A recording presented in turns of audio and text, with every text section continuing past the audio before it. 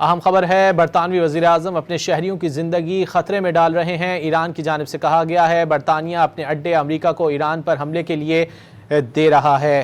عباس عراقچی کی جانب سے کہا گیا ہے کہ ایران جارحیت کے خلاف اپنا حق کے دفاع استعمال کرے گا۔ برطانوی عوام کی اکثریت امریکی جنگ میں حصہ نہیں لینا چاہتی۔ مسٹر سٹارمر، آپ اپنے ہی لوگوں کی رائے نظر انداز کر رہے ہیں۔ برطانیہ نے ایران پر حملے کے لیے امریکہ کو اڈے استعمال کرنے کی اجازت دی تھی۔ فیصلہ برطانوی وزراء کے اجلاس میں کیا گیا۔